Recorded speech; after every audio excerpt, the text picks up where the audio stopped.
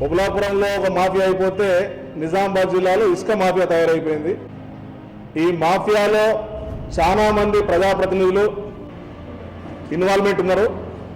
పట్టేదాన్ని మేము పర్మిషన్ ఇచ్చినాము, మీరు మీ భూమిలో తీయలేదు, మీరు మంజీరా నదిలో తీసిరని చెప్పేసి మీరు కేసులు పెడతారా మీద వాళ్ళ మీద యాక్షన్ తెచ్చుకుంటారు. మరి మంజీరా నదిలో తీసుకుంటే అక్కడ ఉన్నటువంటి రెవెన్యూ ఆఫీసర్ ఏం చేసిండు, మైన్స్ డిపార్ట్మెంట్ ఏం చేస్తున్నది? నిన్నటి దాకా ఎందుకంటే మంజీరా నదిలో తీస్తే బోర్లు ఎండిపోతాయి,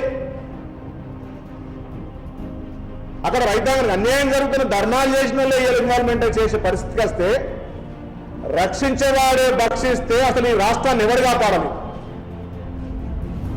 కాబట్టి అధికారులారా జాగ్రత్త, ఇప్పటికన్నా మీరు మన కళ్ళ గంటలు తీయండి, మేల్కొనండి.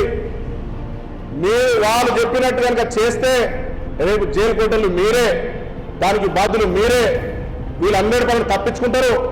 మాకేం సంబంధం లేదు, మా పేరు మీద క్వారీ లేదు, మా పేరు మీద మేము పర్మిషన్ తీసుకోలేదు, మేము మీకు ఫోన్ చేయాలంటారంటే మేము ఏమంటామంటే, మీరు 6 నెలల్లో ఎవరెవరు ప్రజాప్రతినిధుల ఫోన్లు మీకు వచ్చినాయి? ఒకవేళ గవర్నమెంట్ కనుక చిత్తశుద్ధి ఉంటే, దీని మీద ఎంక్వైరీ అయ్యేలా యాక్షన్ తీసుకోవాలి ఉంటే, తూతూ మంత్రంగా వేసేసి 4 రోజులు క్వారీలు మూసేసి మేము ఏదో వేసినాం అనేది కాదు. నిజంగా కూడా ముఖ్యమంత్రి గారికి చిత్తశుద్ధి ఉంటే ఈ 4 నెలల సమయంలో దాదాపు ఈ క్వారీలు నడబట్టి 6 నెలలు అవుతున్నది. ఈ 6 నెలల నుంచి ఎవరు ఏ అధికారికి, జాయింట్ కలెక్టర్కి ఎవరు ఫోన్ చేశారు, కలెక్టర్లకు ఎవరు ఫోన్ చేశారు, మైన్స్ డైరెక్టర్కి ఎవరు ఫోన్ చేశారు, అక్కడ ఎంఆర్ఓకి ఎవరు ఫోన్ చేశారు, అక్కడ విఆర్ఓకి ఎవరు ఫోన్ చేశారు, పోలీసులకు ఎవరు ఫోన్ చేస్తున్నారు? మీరు మొత్తం వీళ్ళందరూ ఫోన్లు మరి ట్యాప్ చేసి ఎవరు ఫోన్లకు ఎవరెవరు ఫోన్ చేసిందో ఒకవేళ కమిటీ వేసి మీకు చిత్తశుద్ధి ఉంటే రాష్ట్ర ప్రభుత్వానికి ఈ 6 నెలల సమయంలో ఎవరెవరు ఫోన్లలో మాట్లాడిండ్రు మీరు ఫోన్ ట్యాప్ చేయండి.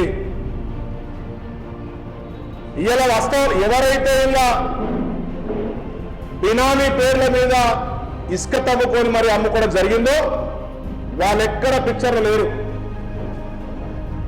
నిన్న నుంచి ఎక్కడ కనబడతలేరు వాళ్ళు, ఎందుకంటే వాళ్ళ కార్లు వాళ్ళ వ్యవహారం ఎవరు కనబడతలేరు. మిగిలేది అధికారులు, మిగిలేది పట్టదారులు.